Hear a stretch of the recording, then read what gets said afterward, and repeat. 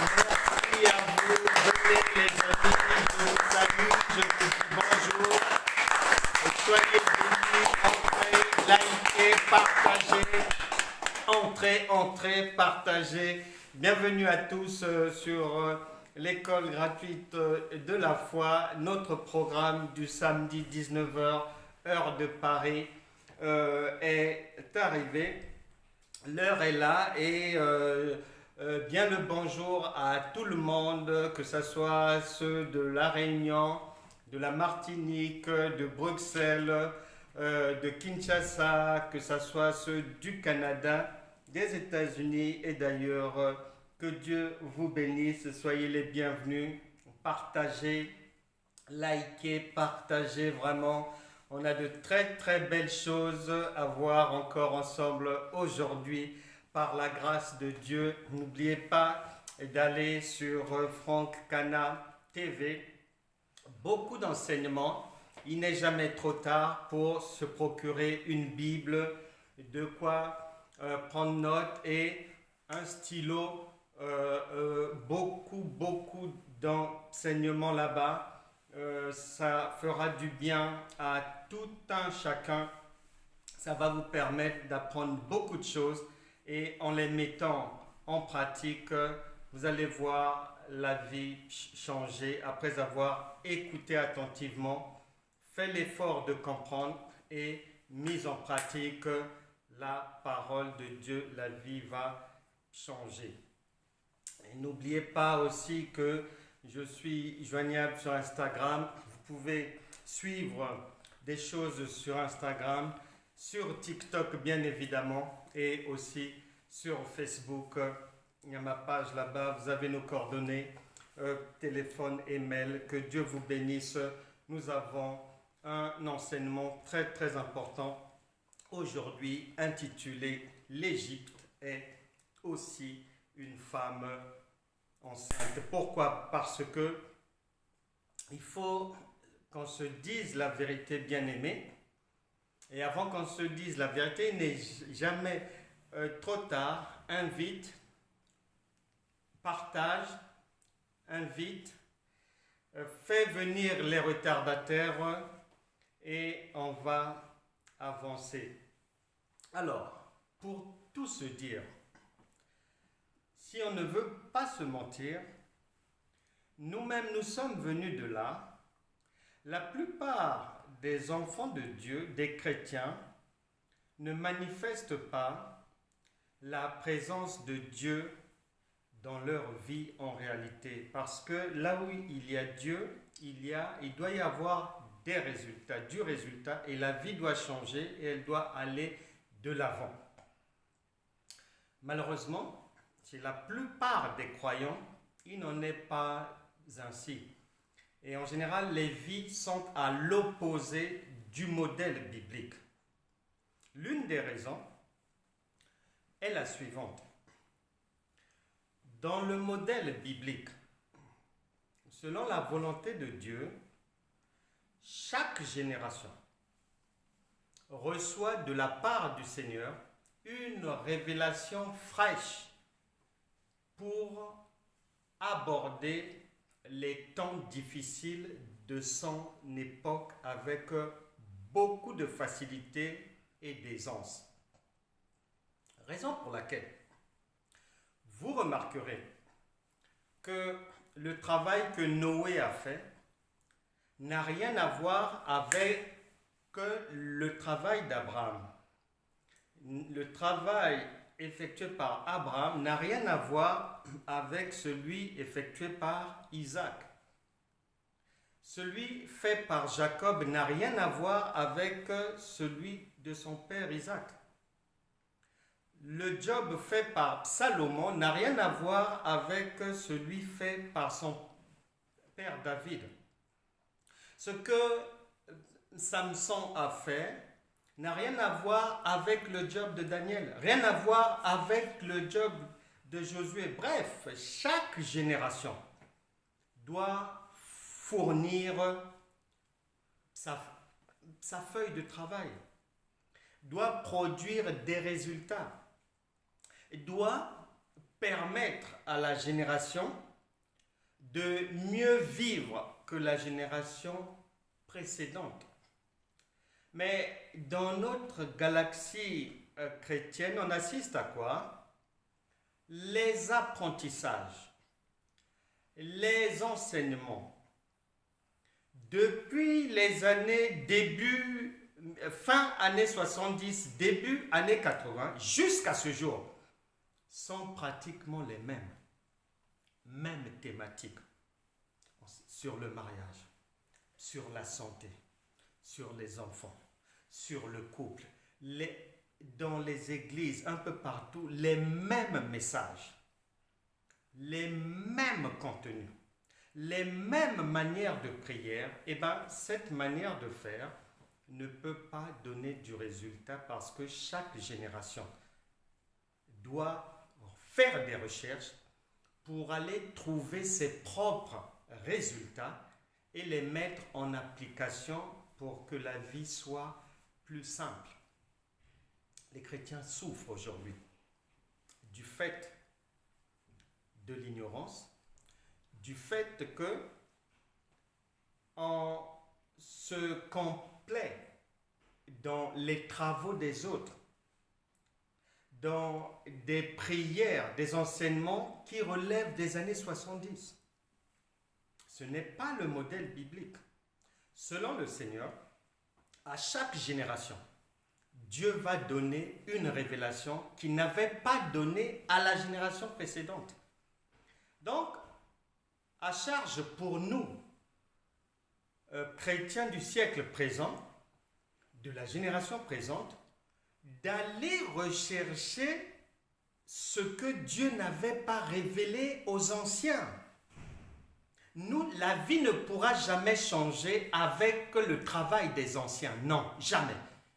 D'autant plus que la plupart d'entre eux avaient un niveau de compréhension, un niveau d'étude ne permettant pas vraiment d'aller loin dans la révélation divine, dans la compréhension des Écritures. Donc, aujourd'hui, le Seigneur, comme il n'est jamais en retard et qu'il a toujours un reste, il est en train de lever une génération nouvelle de serviteurs, de servantes, qui reçoit une révélation fraîche à mettre à la disposition des autres pour que la vie puisse changer, pour que les chrétiens puissent enfin, dans ce siècle présent, dans la génération présente, marcher dans la victoire et non en baissant la tête, en rasant les murs, en étant la risée des païens. Non. Raison pour laquelle, puisque chacun doit apporter sa pierre à l'édifice, eh bien, en ce qui me concerne, je m'attelle à mettre à la disposition de quiconque, gratuitement, des révélations fraîches, venant directement du trône de Dieu, afin que tu puisses bien écouter, afin que tu fasses l'effort de comprendre. Et je te promets, lorsque tu vas mettre en pratique cela, ta vie va changer. Parce que ce qui vient d'en haut, ce qui vient de Dieu, s'impose sur le quotidien terrestre. Le Seigneur a dit dans Osée chapitre 4, verset 6, « Mon peuple périt faute de connaissance. » Eh bien oui. Parce qu'en général, quand tu lis une parole de Dieu, quand tu lis un verset biblique, en général, tout le monde comprend le verset de la même manière. Et tout le monde prie pratiquement de la même manière. Les mêmes parlés en langue, ça et là. Or, tu dois savoir, et je vais t'aider encore aujourd'hui, tu trouveras des perles aussi sur Franck Cana TV qui vont te permettre de vraiment grandir dans la foi et d'avoir du résultat et de convaincre les païens que Dieu est réellement avec toi. Il faut savoir que lorsque tu ouvres la parole de Dieu,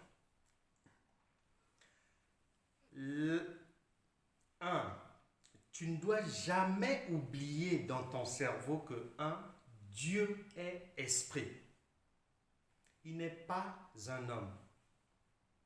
Et deuxièmement, que ce que tu lis là, les définitions et la compréhension que tu en as, c'est l'Académie française ou Royale espagnole et autres qui te donnent cette compréhension en fait. Mais comme Dieu était déjà là d'éternité en éternité, bien avant que la Bible soit écrite, bien avant que les académiciens ne puissent exister, donc il avait déjà son langage. Il n'a pas attendu une académie quelconque. Ce qui veut dire quoi? Ce qui veut dire que ce que tu vas lire là, la signification académique que tu vas avoir d'un verset biblique, sache que ce n'est pas ce que Dieu veut dire. Pour que tu ailles comprendre ce que Dieu lui veut réellement dire, tu es obligé de faire un mouvement. Cette parole de Dieu, c'est Canaan, c'est un vaste pays. Quand tu arrives dans un pays riche en gaz, pétrole, diamants, or et autres, même si tu arrives dans le pays, tu es à l'aéroport, tu es à la gare principale, à la gare routière, tant que tu ne te déplaceras pas pour aller là où il y a les mines de diamants, puis de pétrole, mines d'or, cobalt, uranium et autres, tu ne verras pas la richesse. Ce n'est pas possible. Tu es dans le pays, mais le pays est vaste. Et les perles rares, les matières premières, se trouvent à des endroits bien précis que tu dois rejoindre obligatoirement. La parole de Dieu, c'est pareil. Quand tu lis un verset, comme c'est l'ombre, c'est le voile, pour avoir la réalité, tu es obligé de faire un déplacement. Dieu a créé Adam et il a marché avec lui pour l'emmener et le poser dans le jardin d'Éden. Quand tu veux faire quelque chose, pour aller au travail, tu dois faire un déplacement. Pour aller à l'hôpital, tu dois faire un déplacement. Pour aller voir des amis, tu dois faire... Même le soleil se déplace. La lune bouge. Les nuages se déplacent. La parole de Dieu, pour la comprendre, pour te rapprocher au plus près de ce que Dieu lui veut dire, tu es obligé de te déplacer dans le pays et il y a des gens que l'Écriture appelle des témoins qui vont t'indiquer la route, là où se trouve Dieu, là où se trouve le diamant, l'or, les pierres précieuses, là où se trouve la compréhension divine effective. Si ce n'est pas le cas, tu vivras une vie chrétienne en dents de scie, inaccomplie, pleine de regrets. Tu auras l'impression que Dieu t'a menti. Or, Nombre chapitre 23, verset 19 dit que Dieu n'est pas un homme pour mentir. Donc le problème est du côté de l'homme. Aujourd'hui, on va faire un cas pratique. il se pourrait que la plupart d'entre vous, que nous savons les prédications sur l'Égypte, voilà, Pharaon, ceci, cela et autres. Mais aujourd'hui, je vais déchirer le voile pour te permettre de gravir la montagne de la connaissance et d'aller avoir une révélation sur ce que Dieu lui appelle l'Égypte aussi, puisqu'il parle tantôt d'une manière, tantôt d'une autre. L'avantage de ce cas pratique de la révélation est que la révélation est supérieure à tout ce qui est intellect, à tout ce qui est charnel, à tout ce qui est humain.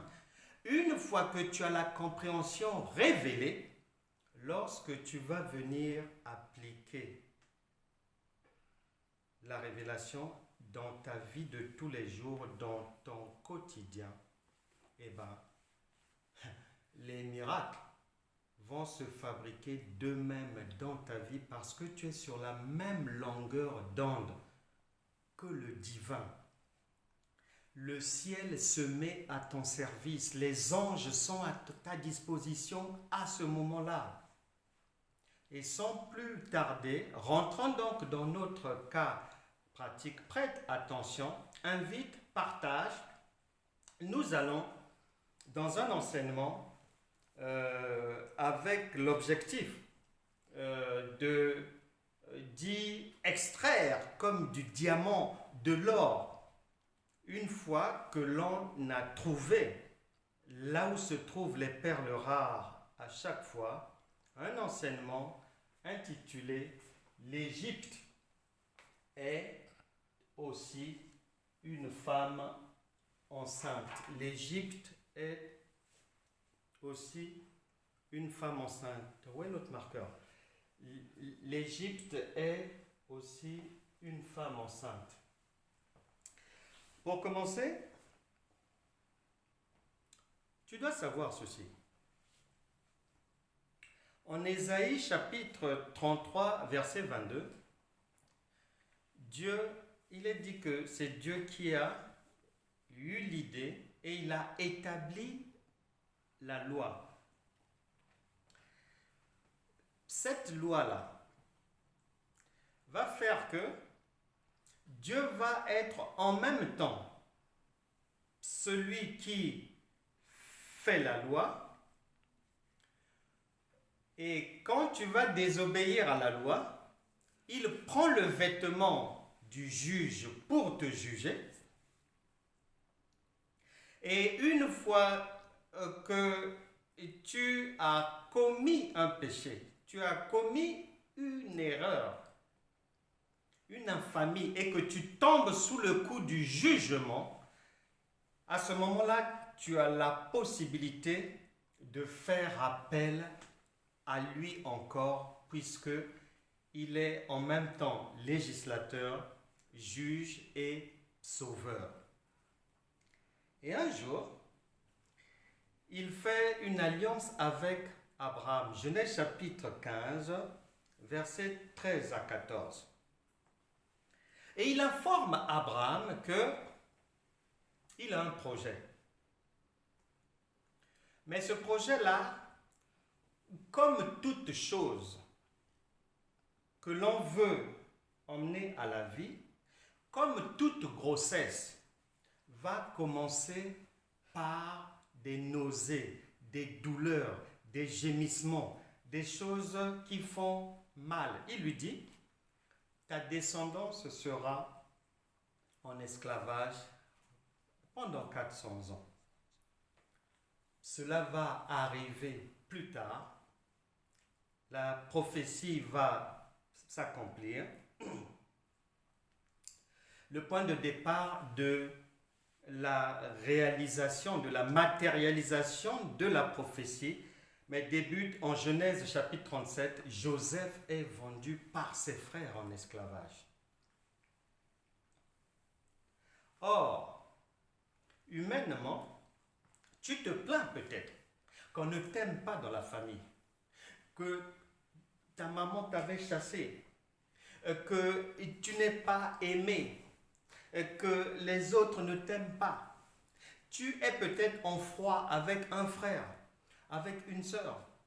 Tes proches, tu trouves qu'ils t'ont abandonné. Écoute, Genèse chapitre 50, versets 19 à 20. Humainement, l'homme a ses pensées et son jugement. Mais le Seigneur a dit en Ésaïe chapitre 55, versets 8 à 9, que vos voix ne sont pas mes voix, vos pensées ne sont pas mes pensées. Genèse chapitre 50, versets 19 à 20, va nous apprendre ceci. Joseph leur dit, soyez sans crainte, car suis-je à la place de Dieu? Vous aviez médité de me faire du mal, il parle à ses frères. À plusieurs années après avoir été vendu par ses frères, voici les retrouvailles. Vous avez médité de me faire du mal, Dieu l'a changé en bien, virgule, pour accomplir ce qui arrive aujourd'hui, virgule, pour sauver la vie à un peuple nombreux. Conclusion provisoire, dans le plan de Dieu, Joseph a été vendu pour engendrer la vie plus tard. Les pensées de Dieu n'ont rien à voir avec les pensées de l'homme. Et il dit à ses frères, non, ça ne venait pas de vous, ça venait de Dieu. Et c'était dans le plan de Dieu. Tu te plains peut-être aujourd'hui, dors pour toi tranquille. Parce que dans cette vie chrétienne, dans cette génération pauvre en révélation divine, pleine d'ignorance, généralement on nous a appris que lorsque quelque chose ne marche pas, c'est le diable, c'est Satan, ce sont les adversaires et tout. Mais la parole de Dieu te dit que non. Romains chapitre 8, verset 28, nous savons du reste que toute chose concourt au bien de ceux qui aiment Dieu. Tu as peut-être été rejeté, mais est-ce que tu as entendu ce que Joseph a dit? Et c'est ce que Dieu te dit.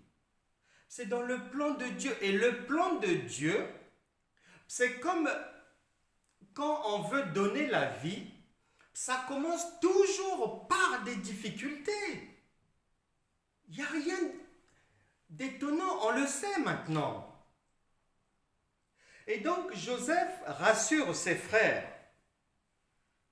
Et en Genèse 46, son père Jacob, accompagné de 70 personnes, toute sa famille, ils descendent en Égypte.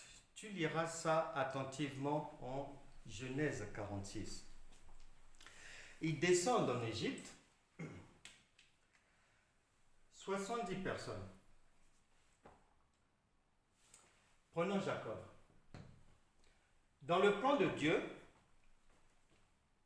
les pensées de Dieu, je le répète, n'ont rien à voir avec nos pensées. Ésaïe 55, versets 8 à 9, nous met en garde.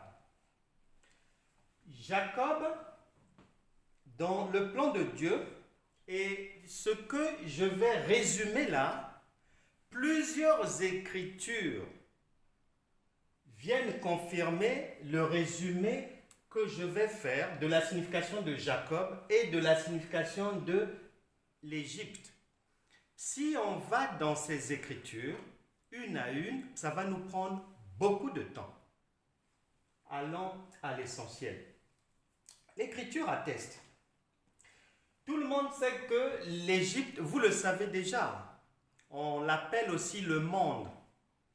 Or, le monde, c'est la terre. La terre, c'est un être humain. Et l'être humain, la Bible dit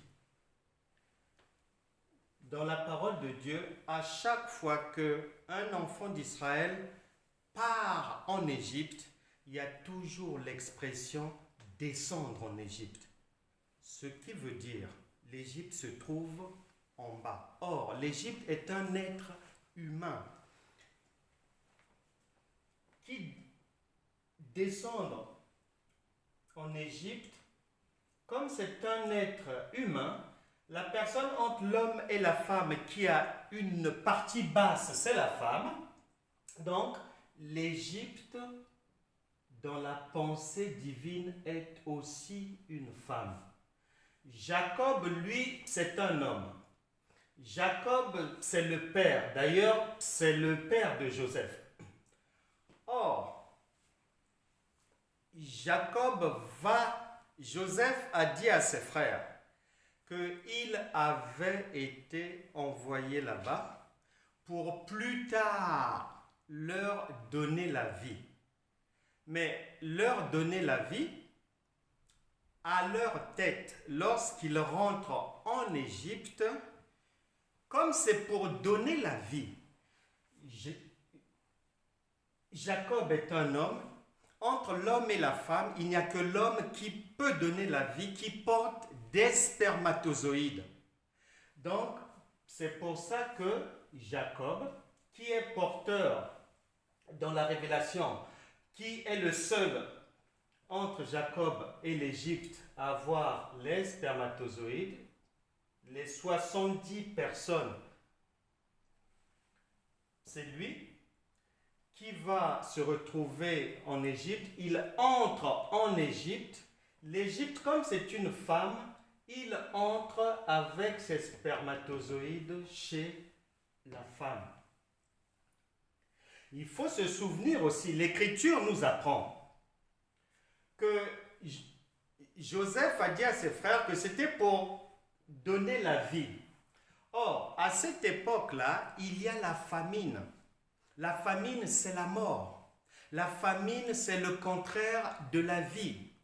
Ils ont fui la mort pour aller vers la vie. Or, il n'y a que les spermatozoïdes qui peuvent donner la vie. Raison pour laquelle Exode chapitre 1, verset 8, va dire ceci. Exode chapitre 1, versets 8 à 12. Il se leva sur l'Égypte un nouveau roi qui n'avait point connu Joseph. Il dit à son peuple, voilà, les enfants d'Israël qui forment un peuple plus nombreux et plus puissant que nous. Les spermatozoïdes se sont multipliés dans la femme. Il y en a beaucoup. Et l'Égypte devient alors une femme enceinte. Et elle va souffrir, la femme, des douleurs de l'enfantement. Exode chapitre 1, verset 13, il est dit donc, alors les Égyptiens réduisirent les enfants d'Israël à une dure servitude. Ils leur rendirent la vie amère par de rudes travaux en argile et en briques et par tous les ouvrages des champs, et c'était avec cruauté qu'ils leur imposaient toutes ces charges.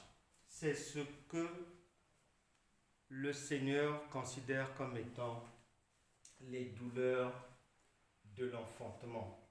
Exode chapitre 1, verset 13 à 14. Et Paul, parlant des douleurs de l'enfantement, dans Galates chapitre 4, verset 19, il est dit ceci, « Mes enfants, virgule, pour qui j'éprouve de nouveau les douleurs de l'enfantement, jusqu'à ce que Christ soit formé en vous. » Garde bien cette parole, on y reviendra à la fin. Jusqu'à ce que Christ soit formé en vous. Le Saint-Esprit, là, avec Jacob et sa famille en Égypte, le Saint-Esprit parlait déjà de ces douleurs de l'enfantement. Et comme la femme est dans des douleurs, il y a des nausées, il y a des rudes travaux. Elle souffre. L'Égypte souffre. Alors, Dieu, il va faire quoi? Eh bien, il va envoyer 2 sages-femmes.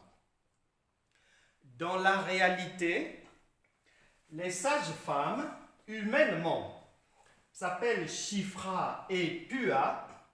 On en parle en Exode chapitre 1, verset 15 à 22. Mais dans la révélation divine, dans le royaume de Dieu, dans le langage spirituel, dans le plan divin, les 2 sages-femmes, puisque l'Égypte souffre des douleurs de l'enfantement, les enfants dans le ventre de la maman souffrent, il faut aider maman à mettre au monde.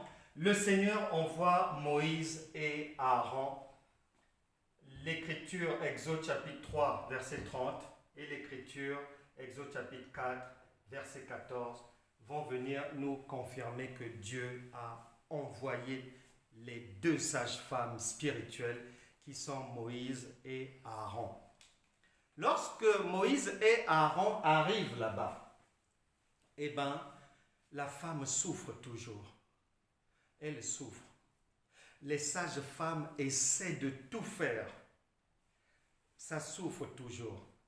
Les enfants d'Israël sont en souffrance. Ils doivent sortir de ce ventre d'Égypte.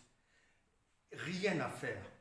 Alors, Dieu, dans son amour, va venir non seulement prophétiser sur la mort et la résurrection du Seigneur Jésus, mais il va donner l'ordre à Moïse de donner une instruction aux enfants d'Israël qui devaient mettre du sang. Ils devaient mettre du sang d'agneau sur les linteaux au-dessus de leurs portes. On en parle en Exode chapitre 12, verset 13. Or, le sang, c'est la vie. La vie, Lévitique chapitre 17, verset 14, vient l'attester que la vie est dans le sang. Donc, il fallait du sang protecteur ajouté à ce sang. Ce n'est pas fini. Souvenez-vous que sur terre ici, lorsque des gens mariés veulent concevoir un enfant, eh bien, on sait par quel chemin les spermatozoïdes vont partir, mais nul ne sait, nul ne prévoit comment se passera la sortie. Est-ce que ça sera par voie basse? Est-ce que ça sera par césarienne?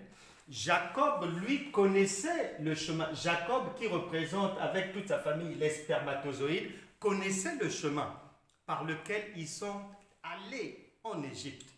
Mais le retour, il a fallu que Dieu, dans son amour, puisse leur dire de mettre d'abord le sang sur les portes aux enfants d'Israël. Ensuite, le Seigneur Jésus, c'est la vie, oui, mais c'est aussi la parole de vie. Or, les Écritures nous apprennent bien que l'eau de la parole, il fallait que Dieu fasse passer les enfants d'Israël par l'eau qui représente la parole, d'où ils vont traverser la mer Rouge. Si l'entrée, la descente en Égypte s'est faite naturellement, eh bien, la sortie, l'enfantement va se faire de manière surnaturelle. Traverser de la mer Rouge, il fallait passer par l'eau. Exode chapitre 14 parle de la traversée de la mer Rouge. Et Jean, évangile de Jean, on va retrouver ce sang et cette eau sur la croix lorsque le Seigneur Jésus est crucifié, avant qu'il n'aille vers la résurrection, la parole de Dieu déclare, Jean chapitre 19, verset 34, il est dit ceci, Jean 19, 34, mais un des soldats lui perça le côté avec une lance, et aussitôt il sortit du sang et de l'eau. C'est ce sang-là et cette eau-là qui se retrouve à la croix, obligatoirement. Un passage obligé. Ils sont rentrés charnellement en Égypte. La femme s'est retrouvée enceinte, mais l'entrée a été naturelle, mais Dieu a voulu qu'ils sortent revêtus de la nature divine, parce que cette sortie a été non seulement surnaturelle, mais elle s'est passée non pas par voie basse, mais par césarienne. La césarienne, c'est le brisement. Et c'est ce brisement que Jacob avait subi. Raison pour laquelle lorsque tu demandes à Dieu de te bénir, Dieu ne change jamais.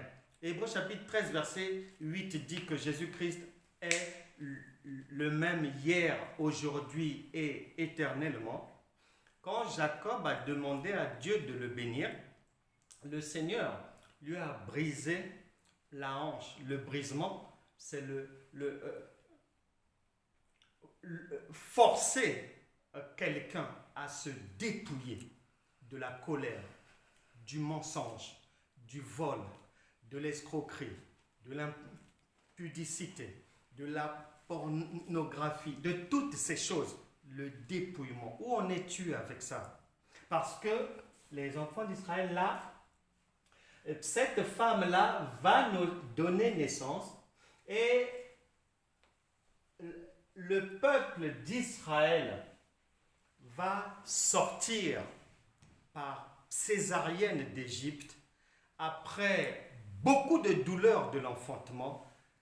Ils vont réussir, les sages-femmes Moïse et Aaron, mandatés par le Dieu Tout-Puissant, vont réussir à faire accoucher, faire sortir d'Égypte, du ventre, de la terre, tout ce peuple-là. Mais l'Écriture vient nous donner la preuve que, en fait, c'était réellement une véritable naissance humaine, puisque Exode chapitre 4, verset 22, cette écriture vient dire que c'est le premier-né d'Israël qui venait de naître en Égypte. Lisons Exode chapitre 4, verset 22. Il est dit ceci. Exode chapitre 4, verset 22, il est dit, tu diras à Pharaon, ainsi parle l'Éternel, Israël est mon fils, mon premier-né. C'est le premier-né qui était né de cette femme-là qui était enceinte. Ce n'était pas plusieurs personnes comme ça dans la révélation. C'est une personne, Israël, qui était née de nouveau, raison pour laquelle la Bible déclare en 2 Corinthiens chapitre 5 verset 17 que si quelqu'un est en Christ, c'est-à-dire le sang, l'eau, le sang de la vie, le Saint-Esprit, l'eau de la parole, il a une nouvelle nature en Christ. Donc, l'Égypte est comme une femme enceinte qui avait fini par la volonté divine d'accoucher après beaucoup de douleurs, après beaucoup de combats. Cela pour dire, j'ignore les problèmes que tu traverses actuellement. Je ne sais pas. Peut-être que tu souffres des douleurs de l'enfantement maternel. Peut-être que tu n'arrives pas à procréer. Peut-être que tu souffres des douleurs de l'enfantement professionnel. Peut-être que tu essaies dans ton entreprise, ça ne marche pas, la clientèle c'est compliqué. Peut-être que c'est dans ta santé que tu n'arrives pas à naître réellement et à vivre une vie nouvelle en nouveauté de vie. Je ne sais pas, nous allons maintenant prier. Mais c'est jour de délivrance aujourd'hui. Tu as bien vu que peu importe là où tu étais, même si tu étais en Égypte, même si comme ce premier-né qui a été enchaîné, réduit à l'esclavage, à la servitude, obligatoirement, la naissance va avoir lieu aujourd'hui. Ne désespère pas. La parole de Dieu dit, 1 Thessaloniciens chapitre 4, verset 3, ce que Dieu veut pour te faire enfanter, ce que Dieu veut pour te donner de la réussite dans ce que tu fais, c'est ta sanctification. Ouvre ton cœur maintenant. Accepte le Seigneur. Tu as bien vu, Joseph avait été humainement vendu. Mais dans le royaume de Dieu, ça rentrait dans le plan divin. Ne t'inquiète pas des problèmes que tu rencontres actuellement. C'est dans le plan divin. Une fois que tu fais partie de notre royaume, le royaume de Dieu, le royaume de vie, le royaume de victoire, les difficultés vont disparaître de ta vie à partir du moment où tu vas faire l'effort de bien écouter, de comprendre et de mettre en pratique la parole de Dieu. L'Égypte est comme une femme enceinte, est un enseignement destiné à la délivrance, à la guérison, pour que chacun sorte de tout blocage, de tout ce qui ne va pas dans sa vie.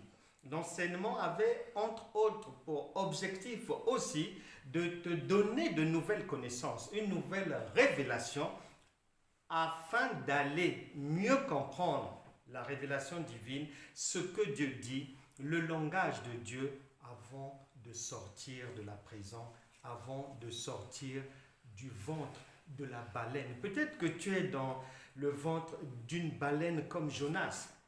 C'en est fini aujourd'hui. Quelle que soit la durée de la nuit, le jour finit toujours par tomber. Nous allons maintenant prier. Que chacun ouvre son cœur.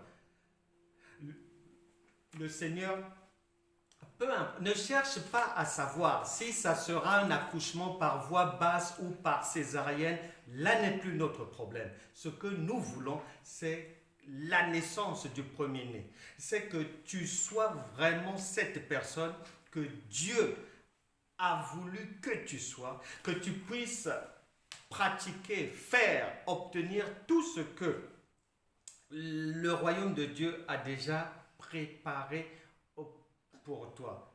Nous prions maintenant. Reprends simplement après moi. Tu peux partager encore, inviter encore, dire aux retardataires d'entrer immédiatement. Nous sommes maintenant en prière. Ça va être une prière de délivrance totale, délivrance complète. Je connais une dame mariée, 18 ans, sans enfant.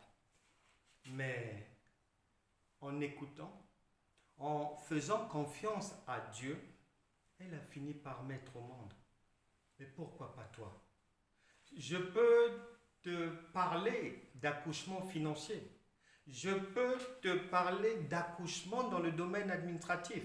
Je peux t'en parler.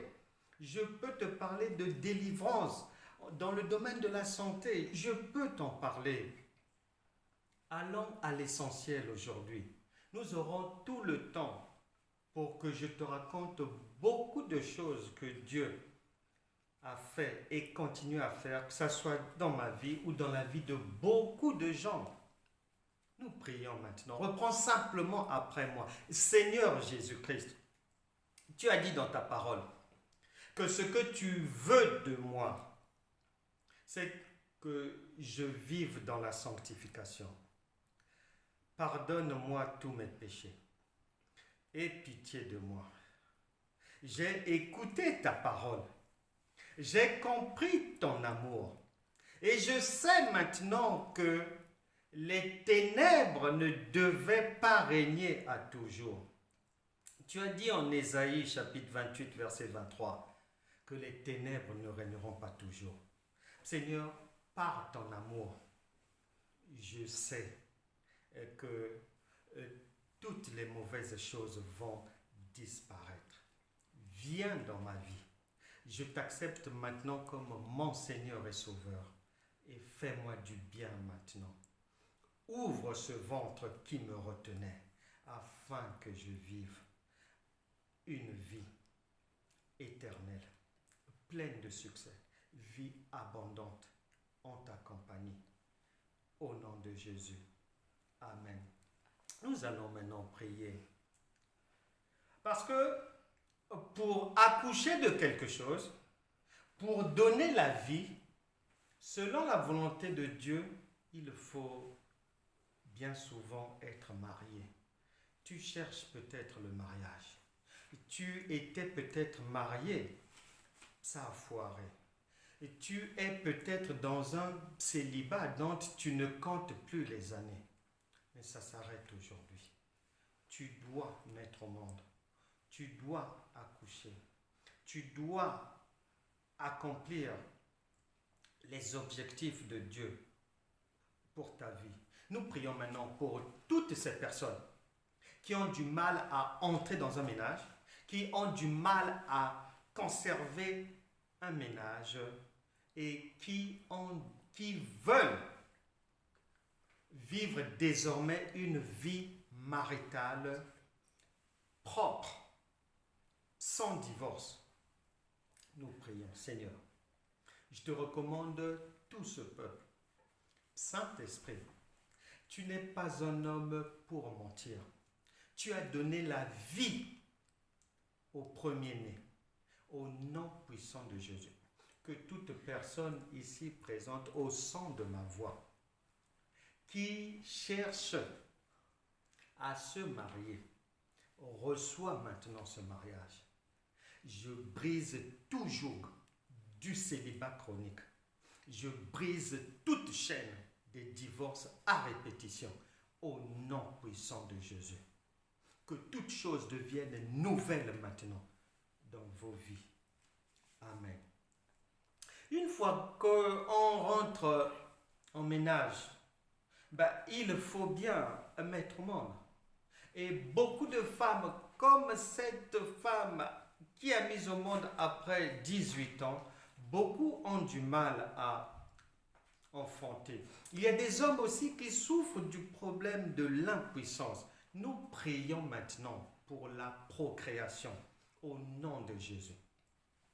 Que toute personne ici qui souffre de la stérilité, peu importe ce que l'hôpital a déclaré, a diagnostiqué, j'arrête cette stérilité maintenant au nom de Jésus. De la même manière que la parole de Dieu l'a prévu, le dit, recevez les enfants maintenant, enfantez à partir d'aujourd'hui au nom puissant de Jésus. Que tout obstacle sur le chemin de votre procréation, je les enlève maintenant spirituellement et physiquement au nom puissant de Jésus. Amen. C'est bien. Lorsqu'un être humain vient au monde, c'est bien. Mais ça ne suffit pas à la joie d'une maman lorsque son enfant est malade en permanence. La bénédiction divine englobe la guérison divine. Tu n'as pas à être malade. Tu dois aussi être en bonne santé. Tout n'est pas de respirer. Tout n'est pas d'être sur cette planète. Dans quel état? Comme tu es venu dans notre royaume, tu vas recevoir ce qu'il faut pour vivre désormais une vie en bonne santé. Au nom de Jésus. que toute personne au son de ma voix, malade, affaiblie dans son corps, dans ses pensées, le moral, complètement à terre, alité peut-être, toute personne en souffrance, souffrant peut-être du cancer, au nom puissant de Jésus, cancer, tu quittes tous les corps maintenant. Cancer de l'utérus, tu pars au nom puissant de Jésus. Tu meurs, tu pars. Insuffisance rénale, tu t'arrêtes. Insuffisance pulmonaire, vous vous arrêtez maintenant. Non aux paralysies, non au diabète, non à l'obésité, non à toutes sortes de douleurs lombaires, sciatiques et autres, non à la myopie, à l'aveuglement. Que toute personne aveugle recouvre maintenant la vue au nom puissant de Jésus. Que toute personne qui avait du mal à marcher, lève-toi maintenant et marche au nom de Jésus. Toute personne qui avait des courbatures, qui n'arrivait pas à faire des mouvements, reçoit maintenant la vie par la puissance du Saint-Esprit au nom puissant de Jésus. Une fois qu'on a maintenant la bonne santé, il faut travailler.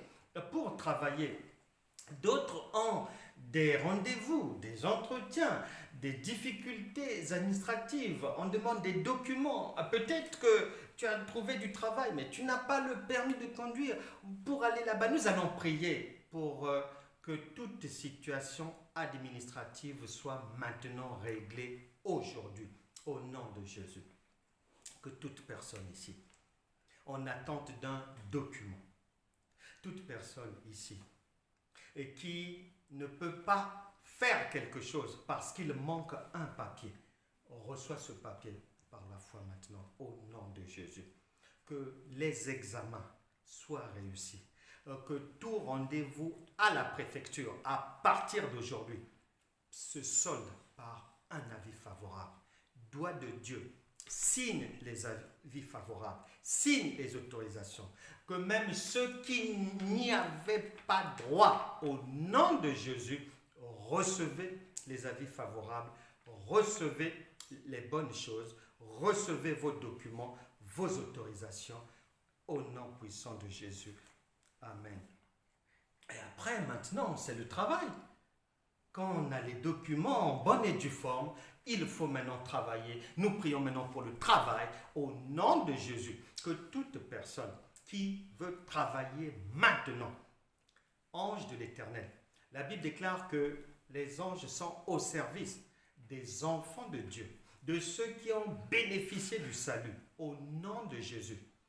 Allez dans les entreprises, dans les administrations, écrivez des embauches, dites qu'ils sont embauchés, dites qu'ils sont attendus, qu'il y ait des coups de fil inattendus au nom puissant de Jésus.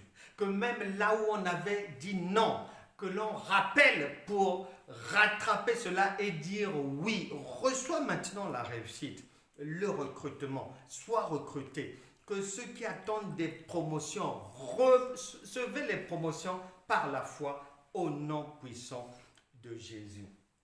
Maintenant, tu peux travailler et être embêté par toutes sortes de situations de la vie. Nous allons maintenant prier pour tous ceux qui ont des procès à venir, tous ceux qui sont un peu bousculés par les huissiers, tous ceux qui sont dans le commerce ou dans des activités de vente et ils ont du mal à vendre. Il n'y a pas beaucoup de clientèle ou bien on leur doit beaucoup d'argent. On ne leur rembourse pas leur argent. Au nom puissant de Jésus, je prie que toutes ces personnes reçoivent maintenant la faveur divine. Que tout procès, tout rendez-vous crucial se solde positivement pour chaque personne ici. Au nom puissant de Jésus. Aucun échec.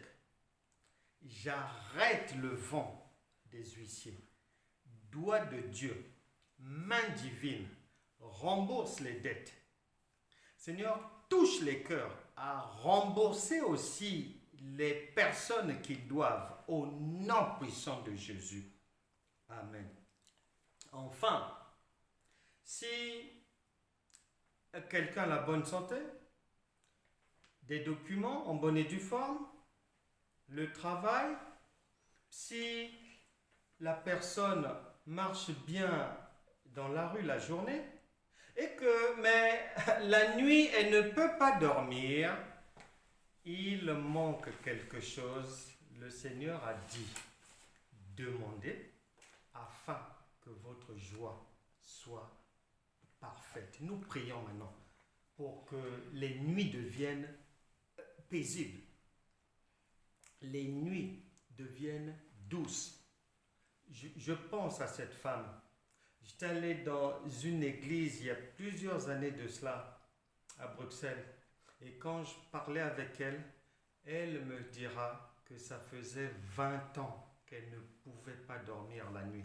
À chaque fois qu'elle tentait de fermer l'œil, c'était des fauves, des animaux féroces qui apparaissaient mais devant elle.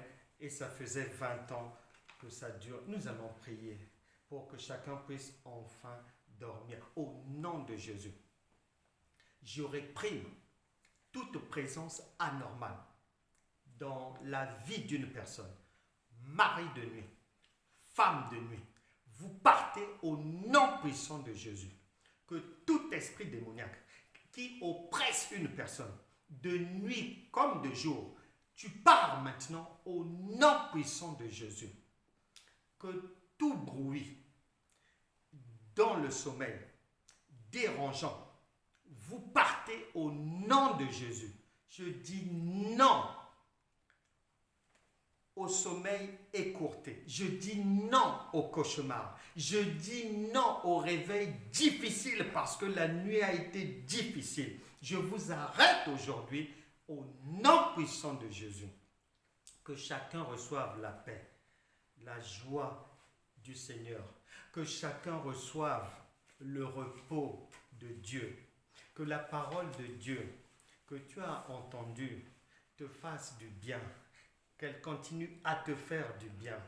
La Bible déclare que la foi vient de ce que l'on entend. Et la foi produit toujours des résultats lorsqu'elle est authentique. Ma prière, que les vies de tout un chacun à partir d'aujourd'hui ne soient plus jamais les mêmes.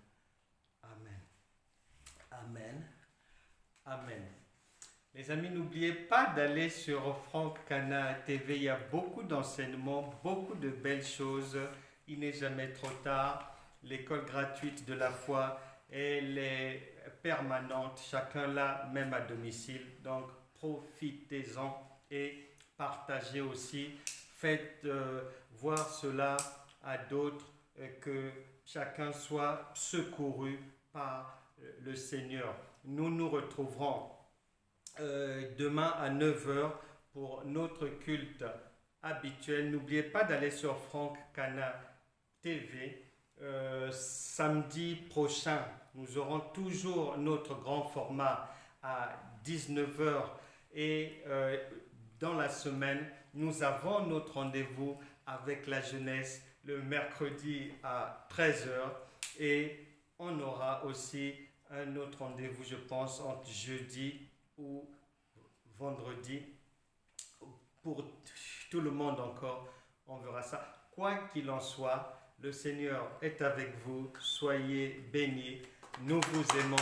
On se retrouve demain.